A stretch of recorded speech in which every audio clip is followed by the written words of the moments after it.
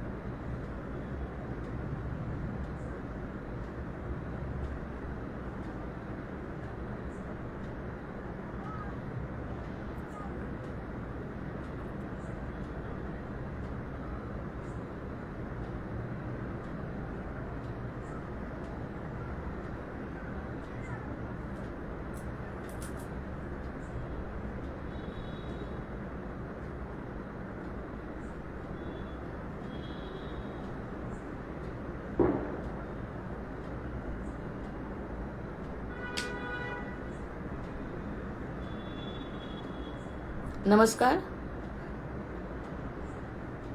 आहे अवेलेबल कोणी? आवाज येतोय का?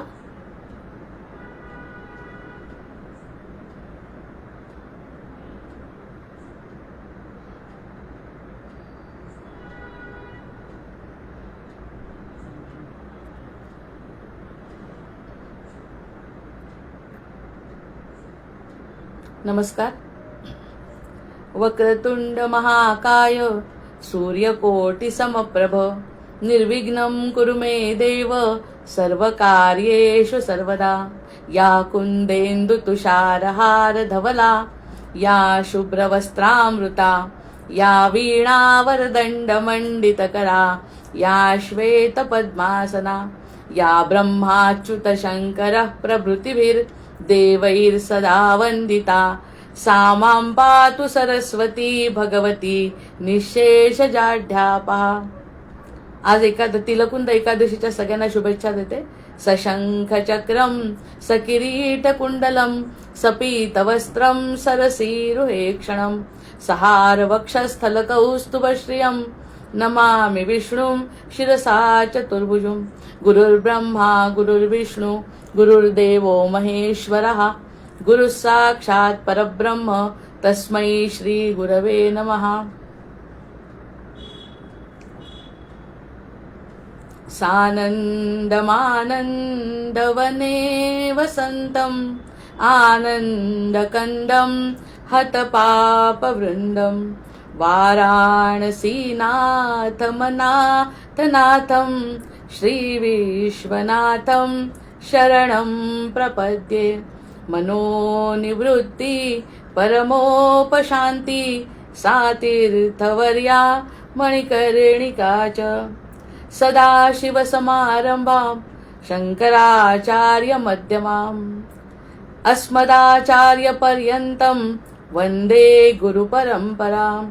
जय जय रघुवीर समर्थ, जय जय रघुवीर समर्थ, जय जय रघुवीर समर्थ। काल आपण जी चर्चा करत होतो विवेकाची, की आधी सगळ्यांना बुद्धी, मेधा, प्रज्ञा यांना आपण शांत करायचा प्रयत्न केला किंवा उठवायचा प्रयत्न केला असं सांगितलं. आणि हे आतल्यात कसं घडलं त्याचं सुद्धा आता आपल्याला कारण कळलं पाहिजे, किंवा थोडंफार असं विचार करून कसं करायचं यावरती विचार केला पाहिजे असं आचार्यांना सुद्धा वाटतंय. आणि नंतर दुसऱ्या दिवशी काल जे बघितलं विवेकाचा, की सगळ्या शीतोष्ण सुख दुःखेशो, की सुख असो किंवा दुःख असो त्या ठिकाणी स्वतःच्या मनाला त्रास करून न घेता आपल्या आराध्याच्या बाबतीत विश्वास मनामध्ये बाळगून जर ती बुद्धी स्थिर राहत असेल आणि त्या बुद्धीला त्रास न होता ती आपण जर शांत झोपू शकत असू आणि शांत झोपल्यानंतर समाधान वाटत असेल तर ही गोष्टी सोप्या नाहीये. मग हे घडतं कसं, एखाद्याच्या बाबतीत घडलं म्हणून तसं झालं तर ते आपल्याला कसं जमेल, या सगळ्या गोष्टींचा विचार करतो. मग इतके मोठे मोठे लोक सांगतात की यांचं असं घडतंय, कसं घडतंय, काय घडतं, त्याची सातत्याने निजध्यासन, मनन चिंतन निजध्यासन त्यांच्या जीवनाकडे बघत बघत जर आपण त्या गोष्टी करायचा प्रयत्न केला, आपल्या बुद्धीला पटवलं तर या गोष्टी हळूहळू केल्याने होतात. आता विवेक झाला, प्रज्ञा झाली. आता आचार्य, इतके आचार्य म्हणायचं, आणि जसे समर्थ रामदास आहेत आपण त्यांना कडक समजतो, इतकं कडक आहे. जसं शनीला आपण म्हणतो की हा कर्मफलदाता आहे आणि तो विचार करत नाही आपला, आणि न विचार करता आपल्याला फळ भोगायला भाग पाडतो, आपल्याला दुसरी गोष्ट ठेवत नाही. मग आचार्यांनी सुद्धा सांगायचा प्रयत्न केला, पण त्यांच्या ताबडतोब लक्षात येतं की या सगळ्या गोष्टी जेव्हा आपण करतो की नाही तर ते करत असताना कदाचित या जीवाला जमेल की नाही. कारण आपला जीव वर्षानुवर्ष, जन्मानुजन्म जे आपण एखाद्या संस्कारात वाढलेलो आहे, आपल्या बुद्धीवरचा जो अविवेकाचा पडदा किंवा अविद्येचा जो पडदा आहे, मायेचा जो पडदा आहे, तो सोपं नाही आहे ना घालवणं.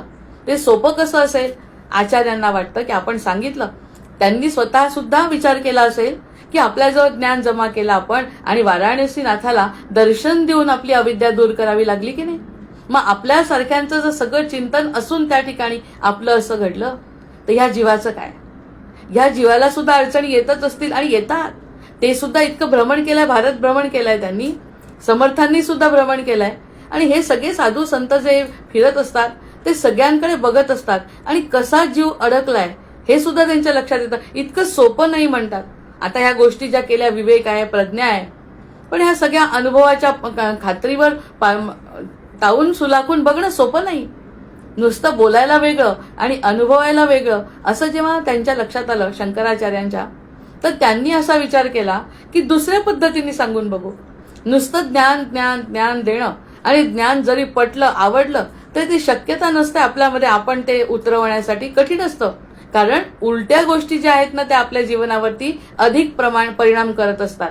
1 मिनिटं पटतं आणि दुसऱ्या मिनिटाला तो विवेक जागृती होत नाही, ते सातत्याने टिकत नाही. जरी म्हटलं ही कृपा आहे, ही परमकृपा आहे आणि हे सगळी पूर्वपुण्याई आहे, नंतर हा भागवतातला श्लोक, हे सगळं जरी खरं असलं, एका सत्य आहे, पण ते सत्य जाणण्यासाठी जीवाची तयारी पाहिजे की नाही. आणि जीवाची तयारी पाहिजे, त्या गोष्टी क्लिष्ट वाटतात.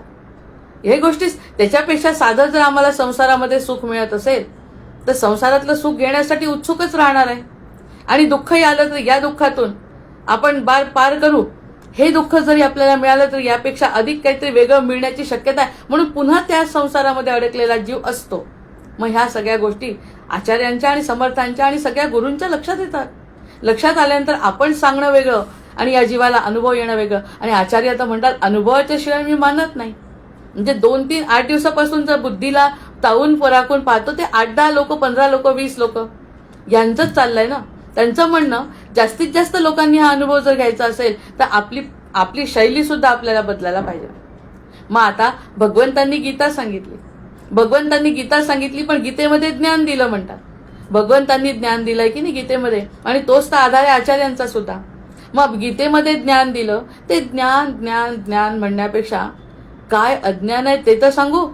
आचार्य म्हणतात अज्ञान काय ते सांगून बघू. कदाचित काट्यांनी काटा काढता येतो, अविद्येनी अविद्या निघते, विद्येनी विद्या मिळते, पण विद्या नसेल तर अविद्या जाईल कशी. विद्या नसेल तर अविद्या जाईल कशी? त्यामुळे काट्याने काटा काढू. त्यांना आपण सांगू की असं तर करून बघा. अविद्येने भगवंतांनी गीता सांगितली. मग हे काय? ह्याला म्हणतात अज्ञान गीता. याला म्हणतात अज्ञान गीता, कारण आपल्याला अनुभवापर्यंत जायचंय. येणं केनं प्रकारेण अनुभव घ्यायचा आहे. मग त्यासाठी वेगवेगळे प्रयत्न आचार्य करतायत. जे आचार्य करतात, ज्याला आपण दुसऱ्या बाजूने नेती म्हणतो, हे नाही ते नाही, हे पण नाही ते पण नाही, मग आहे काय? हे नाही ते नाही, तू देह नाही, तू चित्त नाही, तू अहंकार नाही, हे म्हणत असताना हे नाही, पण मी कोण आहे हे मला कळायला पाहिजे ना. नाही म्हणून चालेल का नुसतं? हे नाही ते नाही, मग मी कोण आहे ते सांग. निवृत्ती झाली असेल दुःखाची तर मला आनंद प्राप्ती काय आहे ते सांग.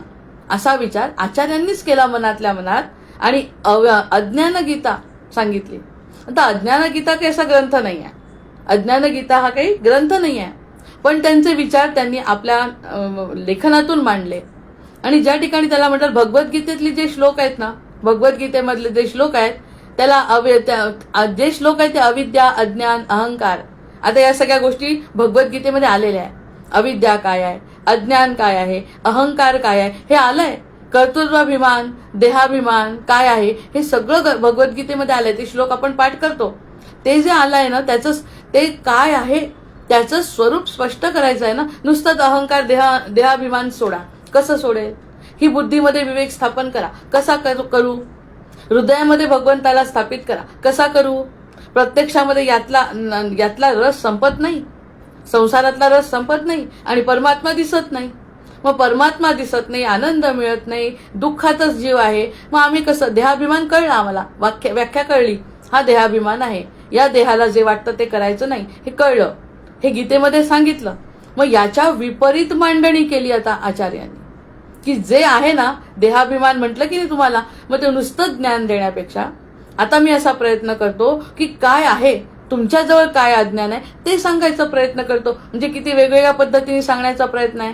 आधी ज्ञान सांगितलं, ज्ञानापर्यंत प्रत्येक जण पोहोचू शकत नाही, ते ज्ञान तर पुढे द्यायचंच आहे, पण त्यासाठी समजण्यासाठी तुमच्याजवळ जे आहे त्याचाच उपयोग करतो.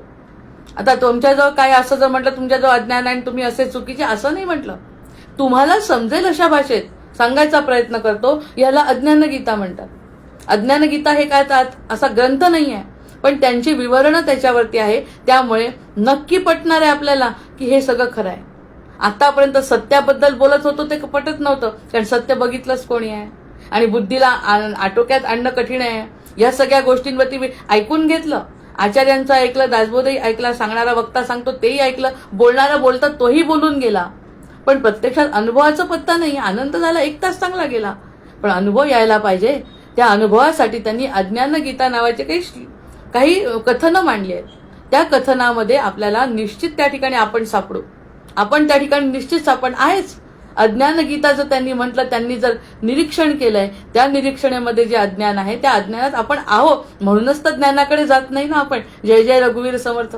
जर अज्ञानाकडे असतं, अज्ञान नसतं तर ज्ञानाकडे गेलो असतं सरळ. पटकन आचार्यांनी म्हटलं अद्वैत सिद्धांत घ्या आणि ऐका म्हटल्याबरोबर ऐकायला सगळी झुंबड तिकडे गेली असते.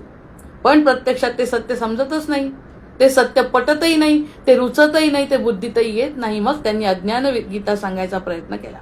आता अज्ञान गीता म्हणजे या गीतेच्या ज्ञानातच गीतेचंच ज्ञान आहे. म्हणजे एक गोष्ट ज्ञानाची आहे, पण ज्ञानाच्या प्रकाशामध्ये अज्ञानाचा आरसा दाखवलाय. ज्ञानाच्या प्रकाशामध्ये अज्ञानाचा आरसा दाखवलाय. आता आरशामध्ये प्रतिबिंब दिसतात. एक साधं उदाहरण आहे. आरशामध्ये जेव्हा आपण प्रतिबिंब बघतो तेव्हा आरशाचं स्वतःचं प्रतिबिंब नाही, आपण त्या ठिकाणी प्रतिबिंब रूपात आहोत, प्रत्यक्षात नाहीच आहे. तरी आपल्याला जसंच्या तसं दाखवतो आरसा, आपण त्या प्रतिबिंबात नाही आहे. आपण जर बाजूला झालो आरसा दाखवत नाही, आपण जर आरशासमोर असू तर आरसा दाखवतो.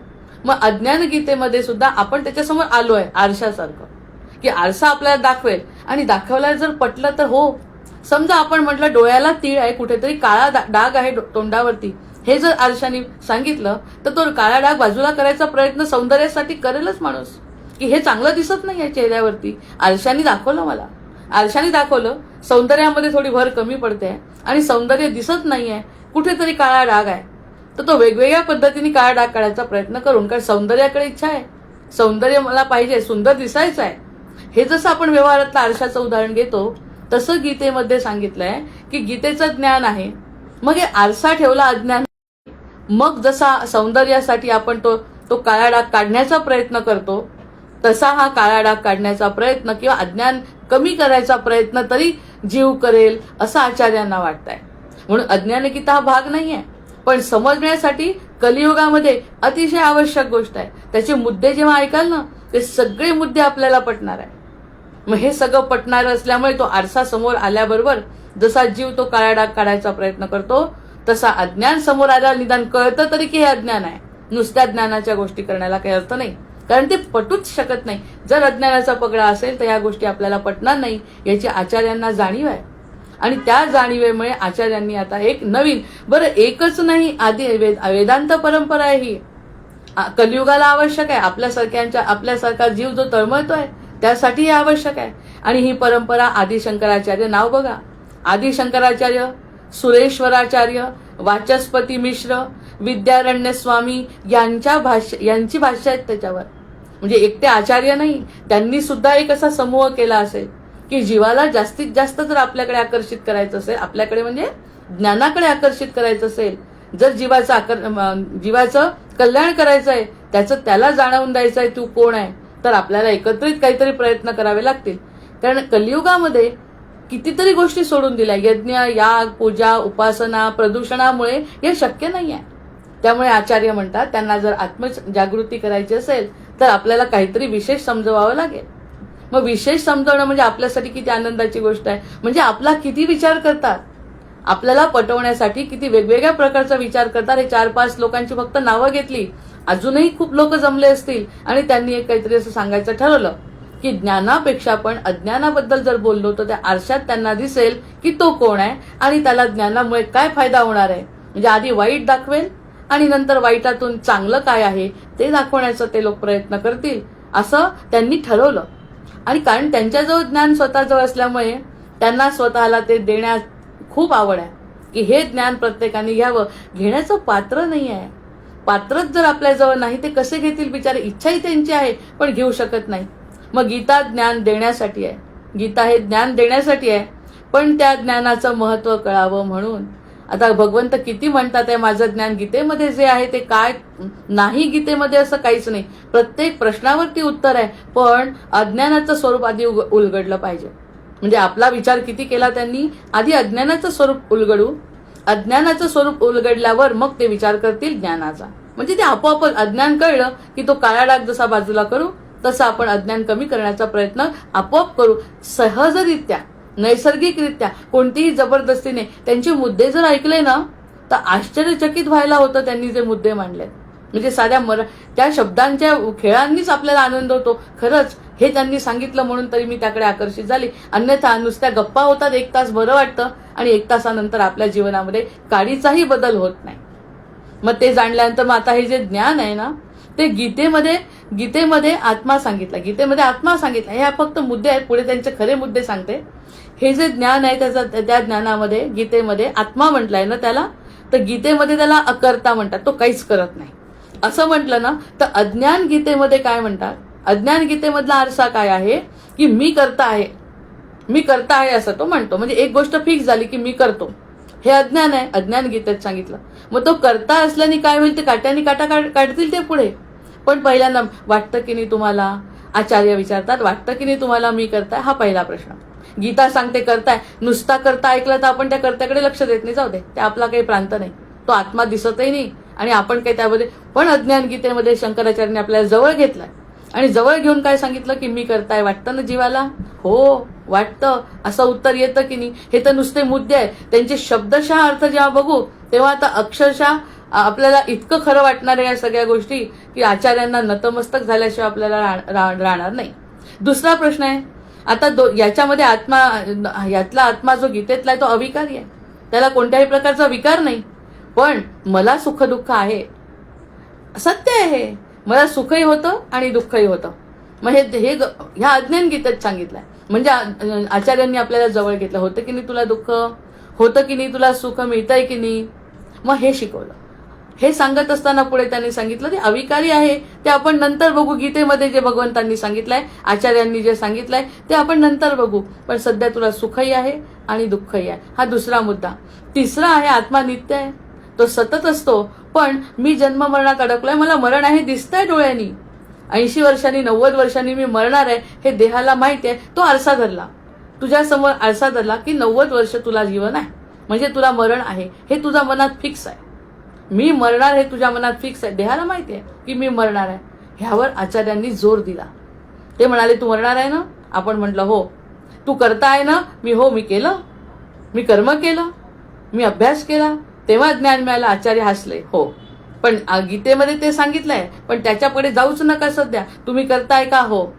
मला सुख दुःख आहे का? हो. नंतर मी जन्म मरणात अडकलोय का? हो. माझ्या देहाला मरण आहे का? हो. चौथा मुद्दा आहे तो ब्रह्म आहे, सत्य आहे. ते ब्रह्म आहे आणि सत्य आहे. तिकडचा भाग गीतेतला. हे काय म्हणतात आहे? जग खरं आहे. आणि तेच तर आपल्याला आवडत आहे, जीवाला आवडतंय. हो हो, सत्य आहे. आता या सत्यातून काय सांगता तुम्ही आम्हाला सांगा. ह्याच्यातून कसं निघायचं? हे सत्य आहे, आम्हाला दिसतंय. त्यांनी सांगितलं जगन मिथ्या. आचार्यांनी पहिला श्लोक सांगितला जगन मिथ्या, आणि जगन मिथ्या सांगितल्यावर आचार्यांनी विचार केला नाही, या प्रकारापर्यंत प्रत्येक जीव जाऊ शकणार नाही. आपण त्याला आरसा दाखवू आणि सांगू की जग खरं आहे. किती वेगळा विचार आहे ना हा. म्हणजे हा कलियुगातच फक्त मिळू शकतो. हा विचार फक्त कलियुगात, म्हणजे कलियुगामध्ये जशी जशी काळ बदलतो ना तसे तसे विचार बदलतात. आत्म्याला शांती पण मिळू शकते हे सांगण्यासाठी हा आरसा आहे. मग ते म्हणतात आहे ब्रह्म सत्य आहे, मला माहिती आहे, आचार्यांना माहिती आहे, त्या सत्य माहिती आहे. पण तो म्हणतो जग खरं आहे.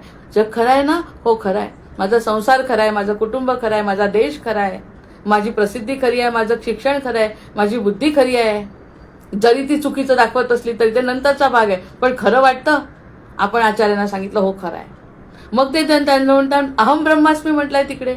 ते महावाक्य अहम ब्रह्मास्मीच ब्रह्म आहे. इकडे म्हणतो मी देह आहे, मी मन आहे, मला मनात दुःख होतं, मी देह आहे, हा देह वाढल्यानंतर मला आनंद मिळाला, बालपणात आनंद मिळाला, यौवनात आनंद मिळाला, प्रौढातही थोडाफार मला समज आल्यामुळे आनंद मिळाला, पण काही दिवसात मी जाणार आहे. हे सगळं फिक्स आहे ना मनामध्ये.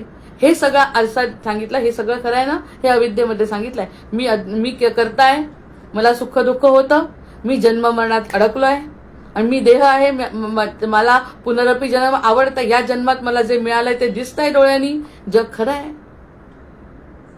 किती आचार्यांना खाली यावं लागलं नाही या सगळ्या गोष्टी सांगत असताना. म्हणजे आपण किती उंचीवर वरती, पण जीवासाठी किती खालची पातळी घातून त्यांनी सांगितलं. याचं नावच अज्ञान गीता आहे. अज्ञान गीतेमध्ये सांगितलं की चटक लावून दिली. हो मी तुमचं ऐकतो, आणि खरं आहे ना, जग खरं आहे ना? हो खरं आहे. आणि जग खरं, मी देह आणि मन खरं आहे ना? हो खरं आहे.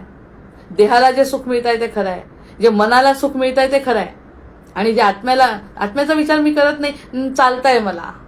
हा जीव म्हणतो ना चालतंय, काय करायचं आत्मा कोणी बघितला, ते शाश्वत सुख वगैरे. म्हणून आचार्यांनी आधी या 5 गोष्टी स्पष्ट केल्या. तुला ते खरं वाटतंय हे अज्ञान आहे. पण अज्ञान सांगितलं. मग गीतेमधला जो श्लोक आहे की कर्तृत्वाभिमानाबद्दल जो गीतेमधला श्लोक आहे, प्रकृते क्रियमाणानी गुणे कर्माणि सर्वशः अहंकार विमूढात्मा करता हमिति मन्यते. हा गीतेमधला जो श्लोक आहे त्याचं मराठी आहे, सकलही कर्मे घडती लोकी प्रकृतीच्या तिन्ही गुणे अहंकार मूढ हृदयी नर परिकर्ता त्यांचा मीच म्हणे. हे गीतेतही म्हटलंय. त्या गीतेतला अज्ञान शंकराचार्यांनी बाहेर घेतलं आणि त्याला सांगितलं करता त्याचा मीच म्हणे, असं म्हटलंय गीतेमध्ये.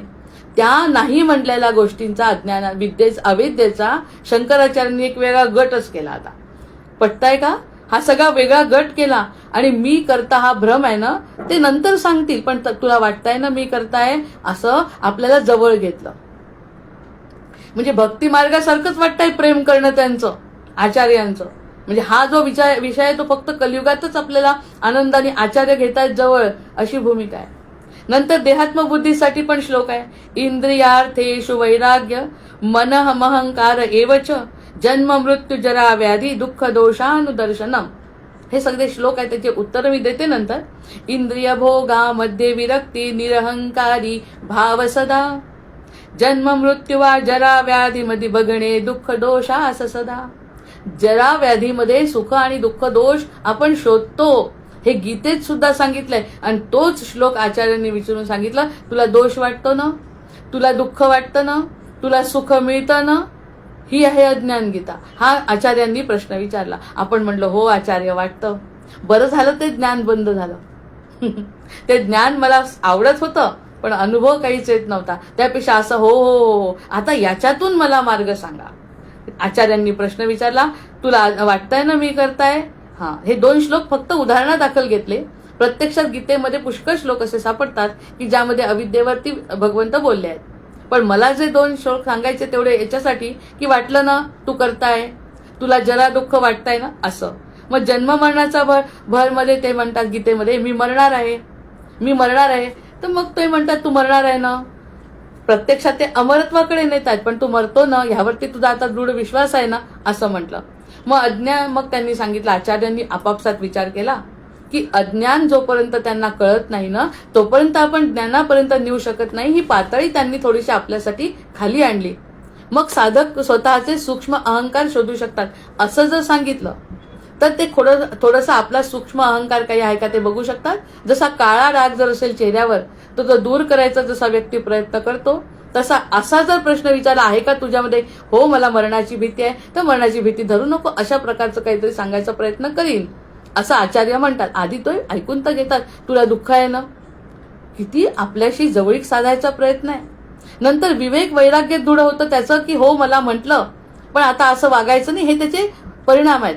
त्या परिणामाकडे नंतर जाऊ. ज्याला अज्ञान दिसतं ना तो ज्ञानाच्या उंबरठ्यावर उभा राहतो. जसं उदाहरण जर द्यायचं असेल, आता समजा आपल्याला दुःख असेल तर सुखाची किंमत कळते, उन्हामध्ये गेलो तर सावलीची किंमत कळते. गरीब असो, आपण गरिबी जेव्हा भोगतो तेव्हा आपल्याला पैशाची किंमत कळते.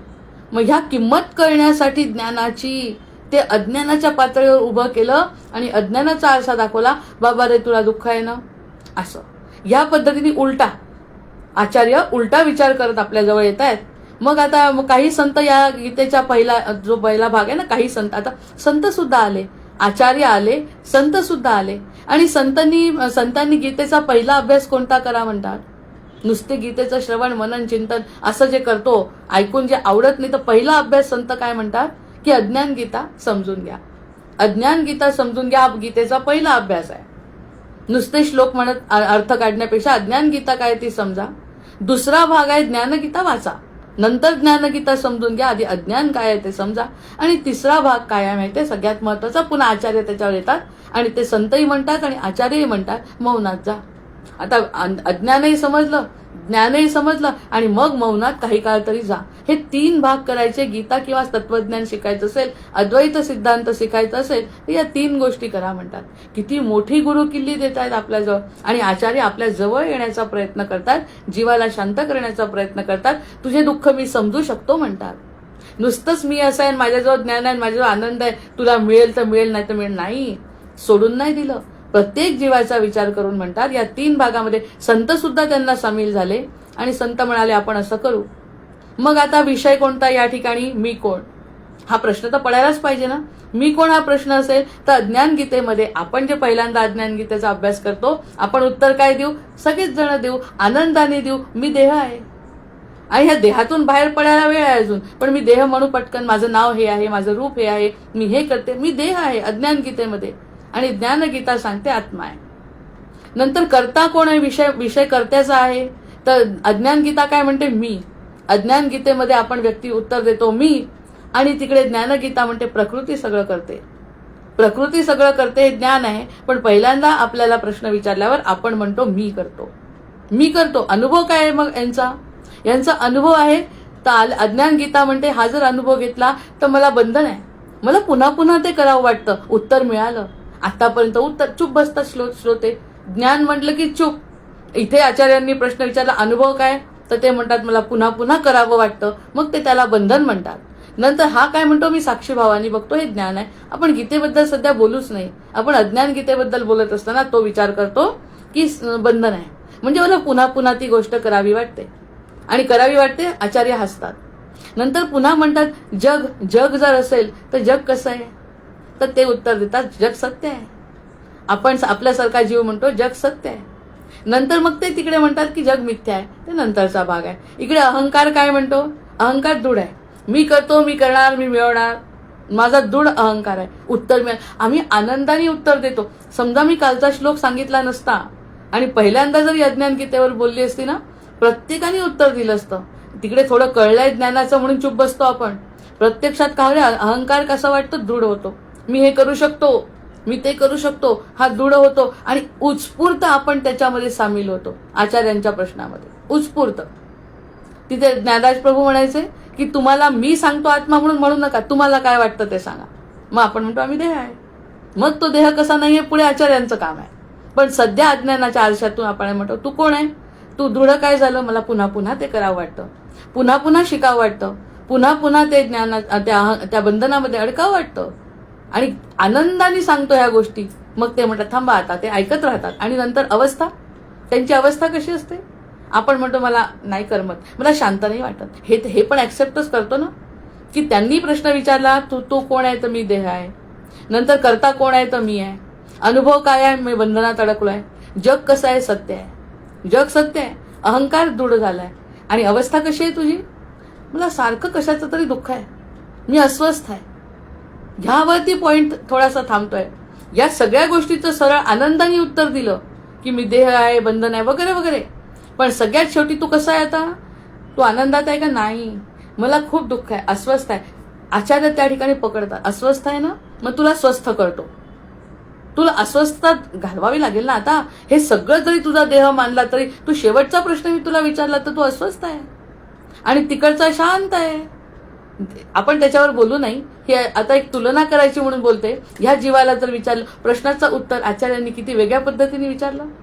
एकदम आत्म्यापर्यंत नेण्यापेक्षा तुला बरं वाटतंय का, शांत शांत झोप लागते का तुला, नाही. तो मला म्हणतो असं खरे उत्तर द्यायचे. आता काही ना काही शिकायचं आहे तर खरं उत्तर आचार्यांना अपेक्षित आहे. म्हणजे मी कोण आहे म्हटलं तर मी देह, आनंदाने उड्या मारत सांगितलं की मी देह आहे. जर आपण कालचं प्रवचन ऐकलं नसतं तर आनंदाने उड्या मारत सांगितलं असतं मी देह आहे. करता कोण आहे, तर मी आहे. नंतर अनुभव कसा आहे, बंधनात जाते. जग कसं आहे, सत्य आहे. आणि दुसरी गोष्ट अहंकार कसा आहे, दृढ आहे. आणि अवस्था कशी आहे तुझी, तर अवस्था बाकी माझी अशांत आहे. मग हे सांगितल्यावर मग ते एक वाक्य त्यांचं फक्त सांगते की अविद्या नाशो मोक्षः, म्हणजे अविद्येचा नाश म्हणजे मोक्ष आहे. असं फक्त एक वाक्य समर्थांनी आचार्यांनी टाकून दिलं. अस्वस्थ आहे ना, तर ती अविद्या आहे रे बाबा. त्या अविद्येला जर दूर केलं तर तो आरसा दाखवून दिला, मग तो काळा डाग काढायचा प्रयत्न आपण करू हळूहळू, तो नंतरचा भाग आहे. मग ह्या सगळ्या गोष्टी जर आचार्यांनी सांगितल्या, विचारल्या, तर आपण सक्रिय तर झालो, कमीत कमी त्यामध्ये सक्रिय होणं आचार्यांना अपेक्षित आहे. जे आतापर्यंत निष्क्रिय होतो, नुसतं ज्ञान ऐकण्यामध्ये मजा वाटत नव्हती. मग अशा प्रकारचं जेव्हा झालं तर मग आता खरे प्रश्न, खरे त्यांचे उत्तर, हे तरी ज्ञानच आहे शेवटी, नाही म्हटलं तरी सत्य, जग वगैरे हे सगळं ज्ञानच आहे. पण आता बाकी मी साध्या शब्दात विचारते प्रश्न आणि साध्या शब्दात त्याची उत्तरं देते आचार्यांच्या अधिकाराने, आचार्यांच्या आशीर्वादाने. आपण असं म्हणू की बघा आता ईश्वर आणि आत्म्यापासून मानव कसा दूर गेला. कारण यांनी ज्ञान देण्याचा प्रयत्न केला, त्यांनी पूजा अर्चा सांगितली, पण तरीही आपण त्या आत्म्यापासून, त्या परमात्म्यापासून दूर दूरच जातोय जवळ जाण्यापेक्षा, है ना. जवळ तर जात नाही, दूर दूरच जातोय. असा जेव्हा सगळ्यांना अनुभव आला, साधू संतांना आणि आचार्यांना, तर सूत्र पहिलं सांगितलं. आता खरंच सूत्र सुरू झालंय. आता नाही म्हटलं तरी माझ्या शब्दांमध्ये ज्ञानच होतं. तू देह वगैरे शब्द होतेच.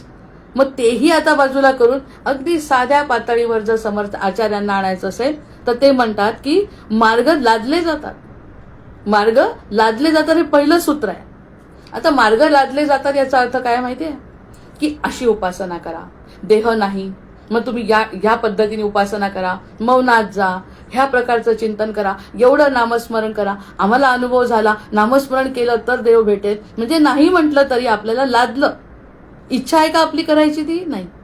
इच्छा नसताना लादल्या गेलं. ते म्हणतात म्हणून मग कसं तरी 13 माळा करा, हे पारायण करा, ते पारायण करा. आचार्य म्हणतात हे सूत्र पहिलं आहे की लादल्या जात आहे. हे लादल्या गेलं तर माणूस देवापासून दूर जातो. लादल्या नको जायला, अज्ञान दाखवतायत ते आपलं. लादल्या नको. देव असा नाही जबरदस्ती करत तुम्हाला माझ्याकडे येण्यासाठी, हे म्हणजे हेच कर असं नाही आहे. लादल्या नाही गेलं पाहिजे. उदाहरण पण देतात. उदाहरण देत असताना ते काय म्हणतात, म्हणजे अद्वैत सिद्धांताकडे जात असताना आपल्या अज्ञानाचा आपल्याला आनंद होतोय जास्त, उलट की हे जास्त आपलं वाटतंय जवळचं. आचार्यांनी किती खोल विचार केलाय. आता मीराबाई कोणतं ज्ञान होतं? त्यांनी स्वतःचा मार्ग निवडला, लादलं कोणीच नाही.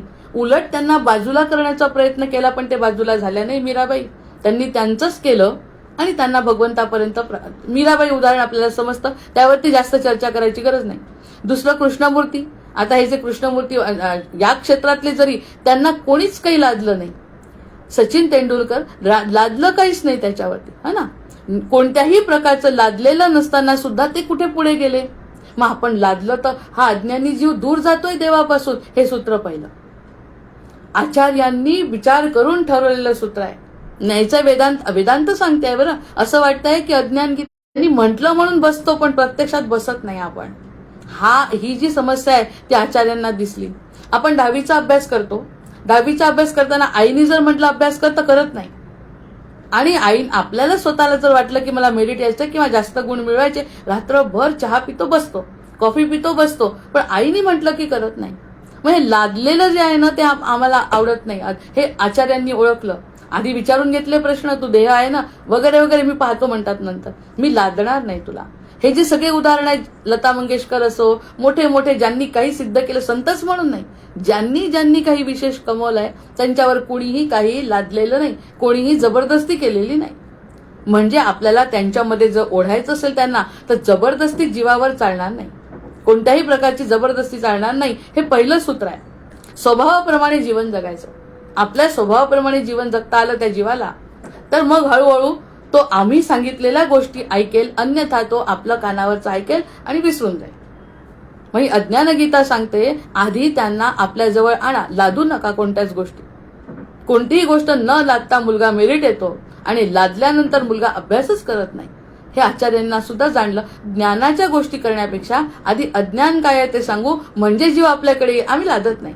तर तुझ्या मनाने कर बरं सगळं, असं म्हटल्यावर जीवाला आवडतं. कालच्या व्याख्यानापेक्षा तो नुसता व्याख्यानाचा आनंद होता. आज आपण त्यामध्ये सामील झालो, त्या व्याख्यानामध्ये सामील झालो, कारण आचार्य माझा विचार करतायत, अज्ञानी साध्या जीवाचा विचार करतायत. हे पहिलं सूत्र काय झालं की ज्या ठिकाणी मार्ग लादले जातात ते लादण्याचं काही कारण नाही.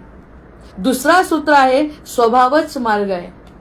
जर एखाद्या माणसाला वाटलं की स्वभावतः मला आपणहून एखादी उपासना करायची आहे, आपणहून एखादा मार्ग स्वीकारायचा आहे, आपणहून एखाद्या सद्गुरूंकडे जायचं आहे, आणि आपणहून जेव्हा तो जाईल तेव्हा तो स्वभावतः करेल, स्वभावाने तो करेल. आज कितीही त्रास झाला त्याला तरी तो करेल, कितीही विपरीत परिस्थिती असली तरी तो करेल. मग तुम्ही नुसतं माझ्याकडे या म्हणण्यापेक्षा स्वभावतः त्याला यावं वाटलं पाहिजे. हे सूत्र दुसरं आहे.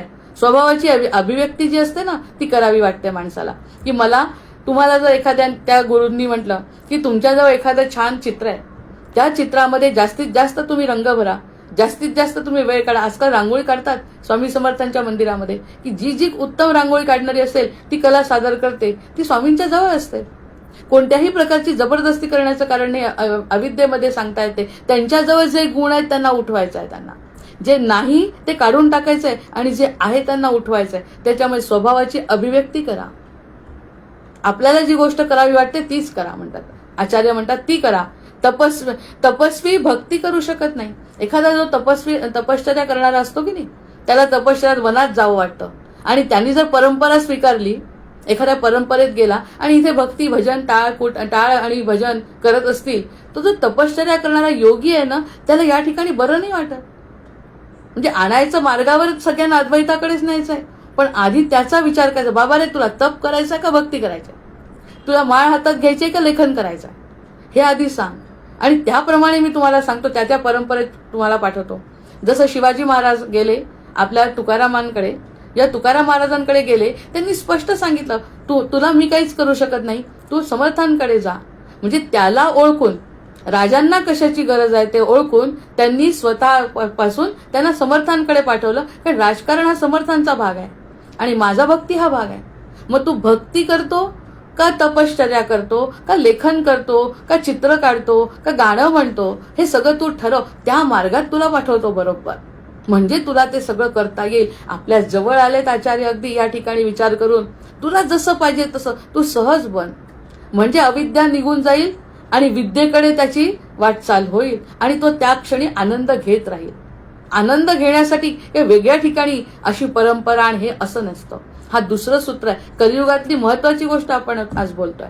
आणि तिसरी गोष्ट ते म्हणतात तपस्वी काही भक्ती करत नाही आणि भक्ती करणारे तपश्चर्या करत नाही.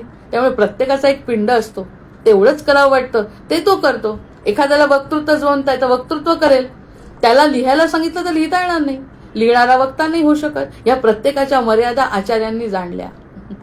आणि नुसत्या आचार्यांनी नाही, तर या सगळे लोक एकत्र होऊन त्यात साधू संत सुद्धा आले की जीवाचं कल्याण करणं हे ध्येय आहे ना, कसं करायचं ते आपण थोडंसं त्यांच्यावर सोडू. त्यांचंच करायचं आणि त्यांचंच ऐकायचं नाही हे नाही पटणार, होणार नाही. म्हणजे पटणार नाही म्हणजे त्या जीवाचं कल्याण होऊ शकणार नाही. आपण दूर दूर चालला देव आणि ते जीव दूर दूर चालला. उलट एखाद्या लहान मुला म्हणायचं गाणं म्हणून दाखव आणि समर्थांच्या समोर गाणं म्हण आणि त्या गाण्यातून ती त्या समर्थांशी जोडल्या जाईल. तिला या प्रकारचं आपण काहीतरी करू. दुसरं सूत्र. तिसरं सूत्र आहे गीतेचं सत्य, स्वधर्मे निधनम श्रेय परधर्मो भयावहा. आणि दुसरी गोष्ट, स्वधर्म जो आहे ना तो स्वधर्मात त्याला राहू द्या. आपली परंपरा, आपली संस्कृती, आपले विचार, आपले घरचे जे करतात तेच त्याला करू द्या. ते त्याच्या रक्तात मिसळलेलं आहे. परधर्माकडे त्याला जाऊ देऊ नका. एखाद्याने म्हटलं की हा देव चांगला आहे पण आमच्या घराण्यामध्ये ही परंपरा आहे, ह्याला सोडून द्या आणि दुसऱ्याच्या घराण्यात जा. त्या घराण्यामध्ये तो रुळ्याला वेळ लागतो आणि त्याला स्वस्थता नसते, सहजता नसते. तर परधर्म भयावहा, त्या ठिकाणी त्याला जाऊ नका देऊ. स्वभाव हा त्याचा धर्म आहे, त्या धर्माचा विचार करून त्याला तशी परंपरा मिळावी. म्हणजे सूत्र नंबर 3 काम करतं की जशी परंपरा आहे ज्या ठिकाणी आहे, म्हणजे आपल्यासाठी किती सगळं समजावून तुला जसं पाहिजे तसं, पण ये अद्वैताकडेच. हे आचार्य स्वतः बोलतायत. म्हणजे इतके कडक रिंग मास्टर वाटणारे ते जीवाचा इतके ज्ञानी असून त्यांनी अद्वैत सिद्धांत मांडलेला असून त्यांनी तो विश्वनाथाने दिलेला आशीर्वाद जो आहे ना चांडाळाकडून तो त्यांना पटला. आणि मी जर इतका चुकू शकतो तर हा तर जीव साधा आहे, तो कशाला वळेल. म्हणून साधे साधे व्हा म्हणतात, सहज सहज व्हा. आणि सहजतेतून जर एखाद्याला पटलं या सगळे सूत्र सोडून तो माझ्याकडे धावत येईल, कारण आचार्य माझे आहेत असं जेव्हा त्याला वाटेल तर हे सगळे सूत्र सोडून तो माझ्याकडे येईल. आणि एखादा नाही आला तर तो सूत्र पाळत पाळत पाळत तो त्याच्या गंतव्यस्थानाला पोहोचेल. इतकं त्यांनी स्वातंत्र्य दिलंय जीवाला. म्हणजे तुम्ही देवाच्या जवळ जाल. आता दुसरं चौथं जे सूत्र आहे, पटतंय का हा विचार. आता हा चौथं जे सूत्र आहे ना, अनुकरण करणं ही मोठी अडचण आहे म्हणतात आचार्य. अनुकरण करणं ही अडचण आहे. एखाद्याला वाचावं वाटतं, एखाद्याला करावं वाटतं, त्याचं अनुकरण करणं मला शक्य नाही आहे. कारण भगवंतानी प्रत्येकाला एक वेगळी अशी स्वतःची गोष्ट दिली आहे आणि त्या स्वतःची गोष्ट करत असताना त्याला तो आनंद जो मिळतो ना तो काही अवर्णनीय आनंद असतो. हे आता या काळामध्ये शोधून काढतायत लोक. अवर्णनीय आनंदाची प्राप्ती होते त्याला. मला जे करायचं आहे ते, समजा एखाद्याला गणित जमत नाही आणि गणित जर त्याचं सोडून दिलं आणि त्याला बाकीचे विषय दिले तर तो खरंच अगदी मेरिट पर्यंत जातो. कारण त्याच्या आवडीचा विषय त्याच्यातून काढून टाकला, नावडीचा विषय त्याच्या जीवनातून काढून टाकला, दुसरा विषय दिला तर तो कितीतरी वर जातो. मग अनुकरण करायला त्याला आवडत नाही. या परमार्थ क्षेत्रामध्ये मी 1000 जप केला आणि मी हे पारायण केलं म्हणजे तुम्ही ते केलंच पाहिजे असं अनुकरण करायला लावलेलं जीवाला आवडत नाही. अनुकरण करणं, कारण प्रत्येक जीवाला काहीतरी वेगळं आवडत असतं. त्याची आतून त्यांनी स्वभाव ओळखला आचार्यांनी. स्वधर्माकडे न्यायचं आहे ना, स्वधर्माकडे जर न्यायचं असेल तर त्याचा काहीतरी स्वतःचा धर्म आहे ना. त्यांनी देह मानलाय, त्या देहातूनच त्याला काहीतरी सुचेल. या देहाचा उपयोग करून एक तर आपण जे बघतोय आता सध्या की हातपाय नसताना सुद्धा ते लोक इतकं सुंदर चित्र काढतात, त्याला देवाची प्राप्ती झाली आहे. त्यांनी हेच केलं का फक्त पारायण आणि पूजन आणि चिंतन आणि क्रिकेट खेळणं असं काहीच नाही. त्यांनी त्याचा धर्म ओळखला आणि त्या ठिकाणी बाकी तो नित्याने राहिला. तर तो अनुकरण न करता सुद्धा पुढे, अनुकरण हा फार मोठा अडथळा आहे. म्हणजे त्यांनी मर्यादेतून अमर्यादाकडे न्यायचं आहे. फक्त माझंच ऐक असं नाही, तू कसंही कर पण या क्षेत्राला सोडू नको, देवापासून दूर जाऊ नको. देव तुझ्यामध्ये मी सांगतो तुला, आणि तुझ्यातला देव जर मी ओळखला नाही तर आचार्य म्हणतात माझ्या जीवनाचा अर्थ काय. मी हृदयामध्ये भगवंत आहे म्हणत असताना कालचं जे निरूपण, मी जर हृदयामध्ये भगवंत म्हटलं आणि इतरांच्या हृदयाच्या भगवंताला जर मी मान दिला नाही तर माझ्या ज्ञानाचा उपयोग काय. कारण त्या जीवाचं कल्याणच नाही अजून. आणि कल्याण करायचं, अनुभव घ्या म्हणतात. अनुभव घ्यायला हे किती मोठे अडथळे आहे. मला नाही हो करावं वाटत तुमचं अनुकरण. म्हणजे ह्या परंपरेत मला बसता येत नाही.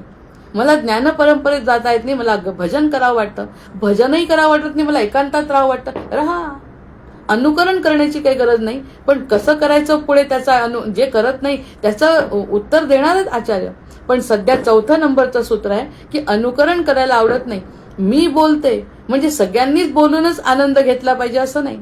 एखादा लेखनातून आनंद घेतो, एखादा भक्तीतून आनंद घेतो, एखादा समाजकार्य करून घेतो, एखादा राष्ट्रकार्य करून घेतो.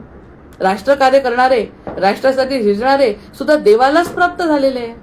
हे ओळखलं म्हणजे सूत्र नंबर 4 आहे की अनुकरण ही फार मोठी समस्या आहे.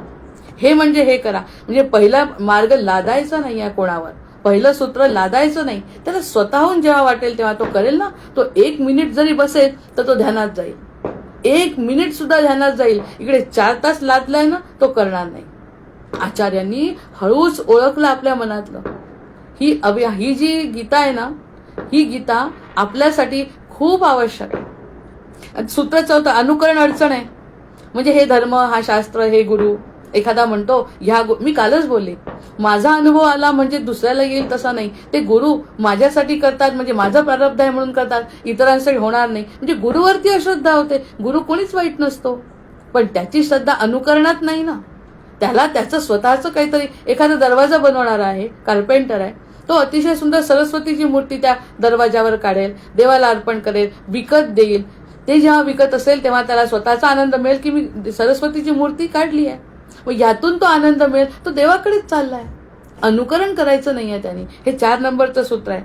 म्हणजे सगळे मार्ग दाखवल्यावर आग्रही असतात. ते काय म्हणतात, आम्ही जर हा मार्ग दाखवला, रामदासी परंपरा, वारकरी परंपरा हा दाखवला ना, तर वारकरी नर्मदा परिक्रमेला गेले तर नर्मदा परिक्रमेला. मग नर्मदा परिक्रमा करण्याला प्रत्येकाला तो अनुभव येतो का? त्यापेक्षा त्याला जसं वाटतं तसं करू द्यावं. जबरदस्ती कोणत्याही मार्गाची द्यायची नाही असं आचार्य म्हणतात. अनुकरण करायला लागलं ना, फार चीड येते. जसं जबरदस्तीने आग्रह केला तर कोणाला करावं वाटत नाही. अभ्यासही आपण 10वीला केला नाही तर परमार्थ आणि मुळात आनंद दिसतच नाही. त्याला दिसला पण आपल्याला कुठे दिसतोय, असा जीवाचा विचार आचार्य करतायत. त्याला दिसण्यासाठी हे 14-15 सूत्र जर सांगितले तर कदाचित तो माझ्याजवळ ऐकेल. हो, मी आता आजपासून सुरुवात करतो आणि त्याचे परिणाम सुद्धा तुम्हाला देतो. आणि हे परिणामच आचार्यांना अपेक्षित आहेत, परिणामच अपेक्षित आहेत. सूत्र नंबर 5 असं आहे, स्वभावाला आश्रयस्थान मानणे.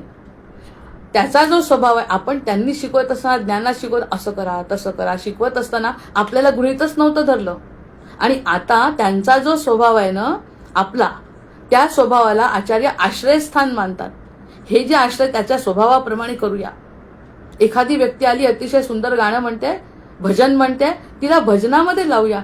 भजन म्हणत असताना तिचं कौतुक करूया. आणि कौतुक करताना तिला सांगायचं, हे बाकी शेवटपर्यंत जायचं बरं, हे सोडायचं नाही, तुझ्यामध्ये हा गुण आहे. एखादा स्वच्छता करतोय, अतिशय सुंदर देवळाची स्वच्छता करतोय, त्याला तसा मान द्या. त्याचा जो स्वभाव आहे त्याला आश्रय द्या. हे आम्ही काहीच करत नव्हतो आणि नुसतं जीवानी मुक्त व्हावं म्हणत असतो. तो मुक्त नाही होणार. तो ही अडचण आहे, ही मर्यादा आहे कलियुगामध्ये. आणि सगळेच्या सगळे काही मुक्त व्हायला बसले नाही. त्याच्या कलानी घेऊ म्हणतात. त्याच्या कलानी घेतल्यानंतर तो प्रत्येक जण स्वतःच्या स्वभावाच्या आश्रयावर थांबतो. आणि दुसऱ्याच्या आश्रयस्थानात जर खेचून घेतलं तर कसं होईल? त्या दुसऱ्याच्या आश्रयस्थानामध्ये त्याला जायची इच्छा होणार नाही. किती गोड आहे हे वाक्य, की तुम्ही तुमच्या स्वभावाला माना. मग आम्ही म्हटलं आमच्यामध्ये भगवंत हृदय असते, मला सकाळी माघ स्नान करून आनंद मिळतो. करू द्या, जे करेल ते करू द्या. पण ते करत असताना त्याच्या स्वभावाप्रमाणे त्यांनी जर मनापासून केलं, त्याला सांगा माघ स्नानातही तेच आहे, मकर संक्रांतीतही तेच आहे, एकादशीतही तेच आहे. नाही केली एकादशी आणि तरी जर तुला एखादी दुसरी गोष्ट करायची त्याच्यातही तेच आहे. पण हे सगळं कर, मग देव जवळ येतो. अन्यथा देव एकादशी केली नाही, बहुतेक एकादशी मोडली, देव दूर गे, असं काही नसतं असं आचार्यांना सांगायचं. तेव्हा जीवाला आपल्याजवळ खेचतील ते, की तू जे करशील ते नेटाने करायला जबरदस्ती मी करणार आहे. पण आधी मी म्हणतो तुझ्या प्रत्येकाच्या हृदयात भगवंत बसलाय आणि त्याच्या हृदयात बसल्या भगवंताला मानच दिला नाही. तो म्हणतो मला असं करायचं आणि हे मला जबरदस्तीने माळ करायला लावतात. असं म्हटल्यानंतर त्या जीवाची जी दुरावस्था होते, दूर दूर जातो, तो जाणार नाही. मग हा 5वं सूत्र पाहता पाहता सगळे पटले. असं मला करायची इच्छा आहे असं म्हटल्याबरोबर तो जीव म्हणतो ते देह आणि ज्ञान जाऊ दे, मला सध्या आचार्यांच्या जवळ बसायचं आहे. आणि आचार्यांना जर कळलं की हा माझ्याजवळ आला, माझ्या गोड बोलण्यानी मी त्याला समजावून घेतलं, त्याला अज्ञानाचा आरसा दाखवला, हे आरसा दाखवून त्याला कळलं की आचार्य माझा ऐकतायत, तर लागलीच तो म्हणतो आचार्य मी आता काय करू, उद्या ह्याचंच करू का त्याचं करू, काय करू. मग आचार्य त्याप्रमाणे सांगतील. जसं शिवाजी महाराजांना तुकाराम महाराजांनी दासांकडे पाठवलं, मग त्यांनी जर त्यांच्याकडून करून घेतलं ते अद्वितीय कार्य झालं. माझ्याच जवळ राहायचं हा अट्टाहास नाही, कोणत्याही प्रकारची जबरदस्ती कोणतेही संत साधू करणार नाही. त्या जीवाला प्राधान्य देणं आता हे आचार्य म्हणतात आमचं काम आहे. आम्ही जर एखादी गोष्ट तुम्हाला शिकवायची आहे तर तुमच्यामध्ये काय आहे ते बघायला पाहिजे. एखादा शिक्षक असतो आणि शिक्षकांनी वरच्या लेवलचं शिकवलं सगळं, गणित ज्याला जमत नाही तोही तिथे बसलेला आहे आणि ज्याला गणित अतिशय उत्तम जमतं तोही तिथे बसलाय. पण हे चुकीचे शिक्षक काय करतात की ज्यांनी चांगलं समजलं त्यांनी पटकन हात वर केला की चाललंय पुढे, जसं की सगळ्या वर्गाला समजलंय. मग त्यामुळे याचे गुण वाढतात आणि तो तसाच बिचारा तसाच राहतो. इच्छा त्याची नाही का गणित करायची, पण त्याची पात्रता नाहीये, त्याला थोडं उशिरा समजतंय. मग हे कोण समजावून सांगणार. आणि मला हे मुळात करायचंच नाही असं जर एखाद्या परमार्थामध्ये म्हणतात असं नाही करायचं मला, पण देव बघायचा आहे. मग देव सर्व 14 कलांचा स्वामी देव आहे हे आचार्यांना माहिती नाही का. आचार्यांना माहिती आहे की सर्वत्र देव आहे. भरला घनदाट हरी दिसे, वारकरी संप्रदायात म्हणतातच. मग भरला घनदाट हरी दिसे आणि याच्यातल्या हृदयातल्या भगवंताला म्हणायचं असं नाही, आम्ही म्हणतो तसं कसं चालेल. त्या जीवाला, जीवाची तळमळ. इकडे त्याला प्रश्न विचारला अस्वस्थ आहे का तू अस्वस्थ आहे का, तो म्हणाला हो. आणि आता उपासनेत बसूनही तो अस्वस्थच आहे. मग आचार्यांनी त्यावरती कृप्ती शोधून काढली, असं करावं लागेल म्हणजे जीवाला शांती वाटेल. आणि तो इतका खुश होतो. मग सर्वसाधारण काम, लोटावर पाणी मला रोज आणून देशील का रे तू, बाकी काही करू नको. जसं गिरीचं उदाहरण आहे, आचार्यांनी केलंय तसं की गिरीने नुसतं त्यांचे कपडे वस्त्र धुवायचं ठरवलं, गिरींनी आचार्यांनी आशीर्वाद दिलाय. तसं तुला हे जमेल का बाबा, बाकी नाही तुला ज्ञानाचं, पण तुला माझी वस्त्र धुता येतात का, किंवा थोडीशी माझी सेवा करता येते का, त्या सेवेतून मी तुझी सेवा बघतो, सातत्याने आशीर्वाद देतो. हे म्हणजे हेच केलं पाहिजे असा अट्टाहास आता आचार्य करणार नाही. कारण त्यांना अंतिम ध्येय आहे जीवाला देवापर्यंत पोहोचवायचं. आत्मकल्याण. कोहम कोण आहे तर सोहम तू आहे. इथपर्यंत पोहोचवायसाठी त्याच्या कलाकलांनी, त्याच्या परंपरेनी, त्याच्या स्वभावानी, त्याच्या मताप्रमाणे मी घेतो. कारण वर्गातले सगळे विद्यार्थी सारखे नसतात. त्यामुळे तुझ्या स्वभावाला मी मान देतो, तुझ्या स्वभावाला मी प्राधान्य देतो. तू जसं म्हणशील तसं करतो, पण कर. आतापर्यंत कालचं ऐकलं, ज्ञान आहे म्हटलं तर दुसऱ्या दिवशीपासून येणंच बंद झालं विद्यार्थ्यांचं की मला समजत नाही. मग आईला सांगतो आई मला कळत नाही, मी जात नाही. 8-8 दिवस तो वर्गात जात नाही. मग त्याचा जेव्हा प्रश्न विचारतात का जात नाही, तो म्हणतो मला एक तर मला आवडत नाही, मला समजत नाही. मग समजत नाही याच्यावर काय उपाय काढायचा. समजत नाही तर सोडून द्यायचं या जीवाला नाही. प्रत्येकाचा विचार आचार्य करतायत की तुला जसं वाटतंय, तुला सेवा करायची आहे, नुसती झाडायचं आहे, देऊळ झाडायचं आहे, ते झाड. झाडत झाडत जसं शबरीनी नुसतं झाडले आयुष्यभर, भगवंत स्वतः आले. याची उदाहरणं ते प्रत्यक्ष द्यायचा प्रयत्न करतायत. तू प्रत्येक जीवाला आम्हाला देवाला भेटायचं आणि प्रत्येक जीव देवापासून दूर चाललाय.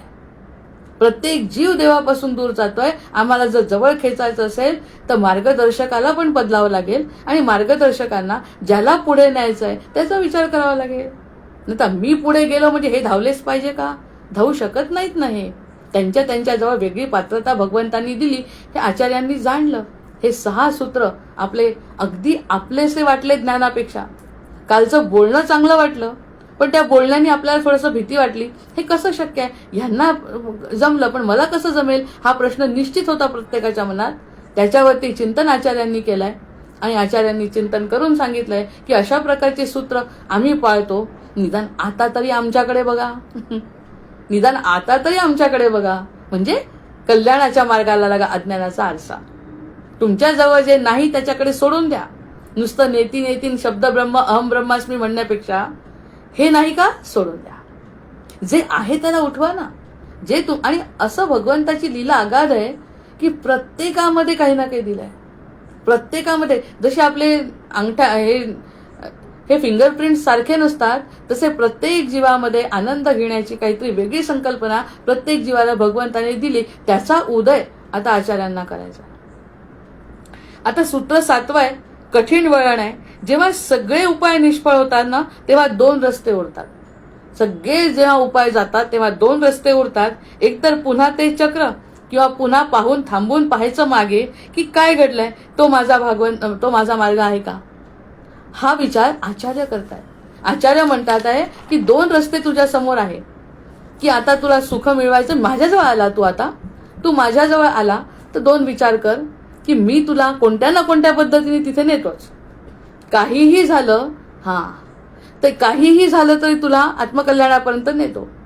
पण तू विचार कर की माझा ऐकतोय का, आणि मी तुला साधं करून सांगायचा प्रयत्न करतोय. आता तरी निदान ह्या मार्गाचं निवड कर.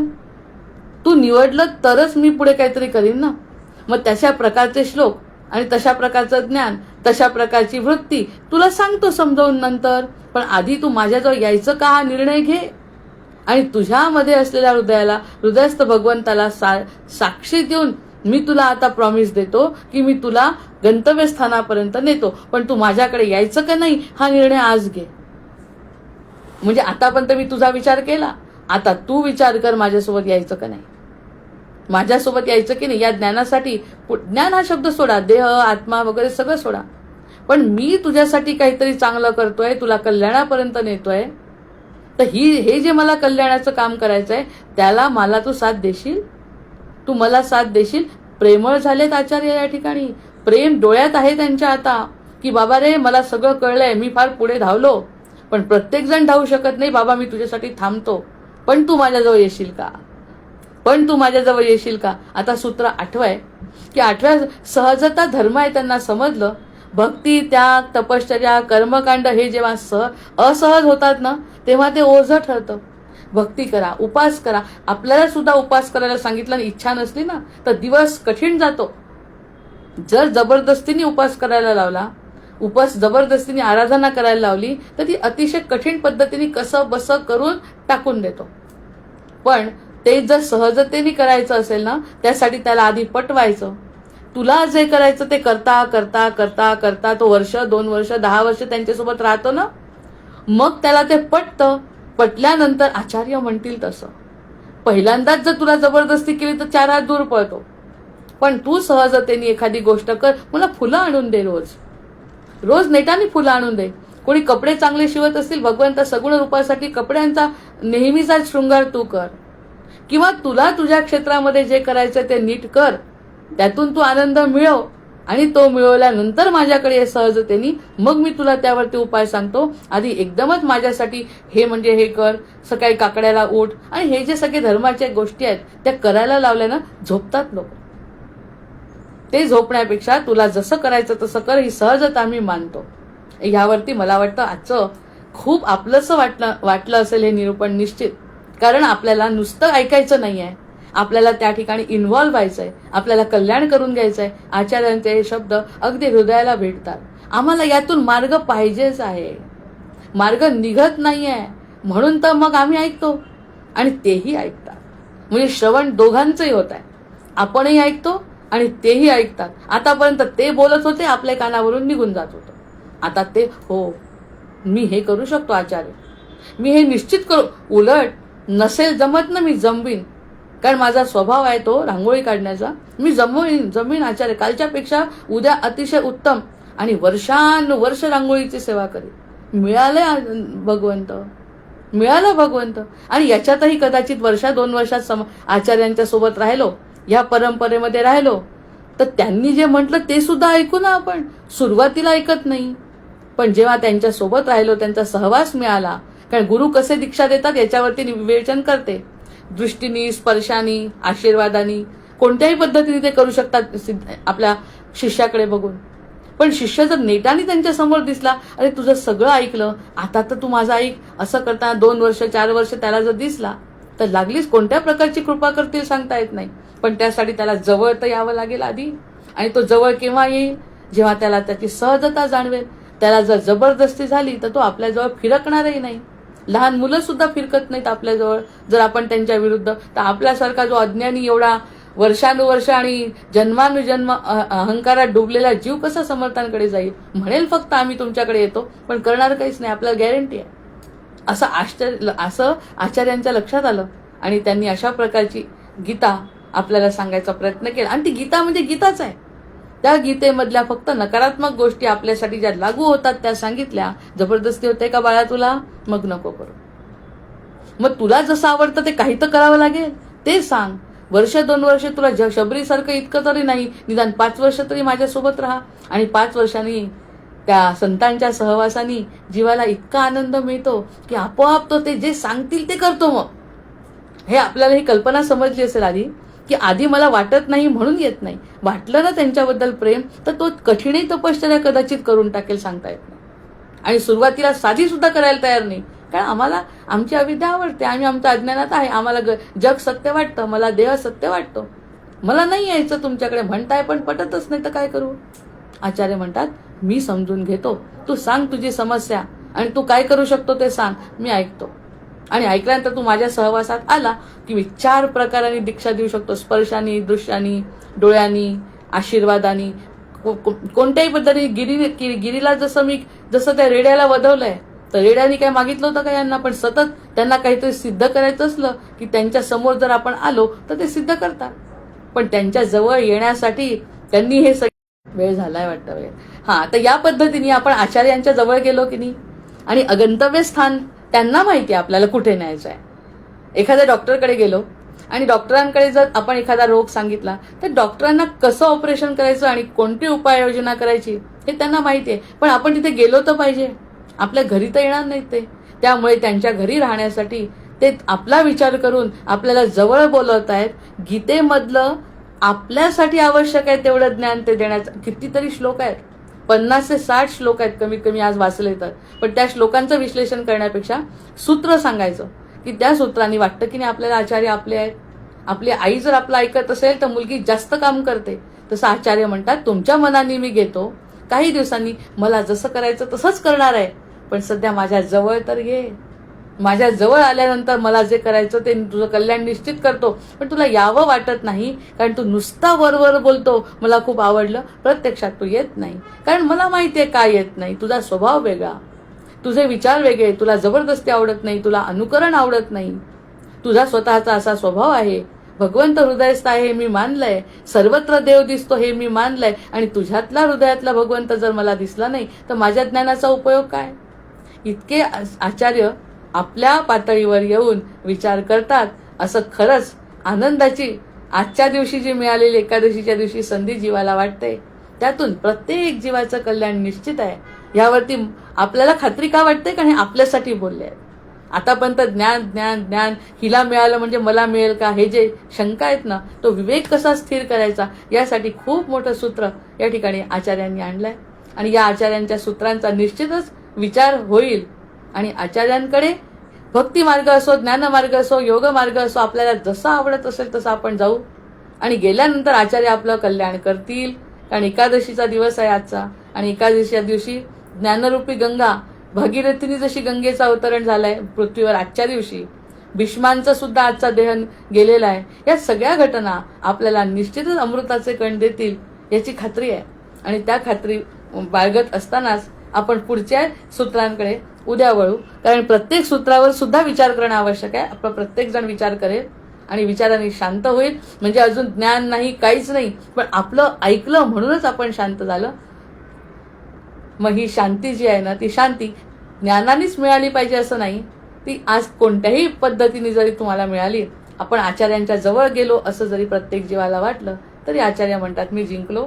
आणि पुढे त्याचं काय करायचं ते मला माहिती आहे. फक्त त्याला माझ्याकडे खेचणं, आकर्षित माझ्याकडे करणं, ही माझी आता पहिली जबाबदारी आहे. त्यामुळे जीवाला शांत करण्याची जबाबदारी आता माझी आहे. फक्त जीवानी माझ्याकडे यावं. जय जय रघुवीर समर्थ. भर्जन भव बीजाचे, अर्जन सुख संपत्तीचे, तर्जन यमदूताचे, राम गर्जन बोला राम राम राम, बोला राम राम राम. आवाहनम न जानामि तवार्जन, पूजांचैव न जानामि, क्षम्यतां परमेश्वर, क्षम्यतां परमेश्वर. क्षम्यतां परमेश्वर. जय जय रघुवीर समर्थ.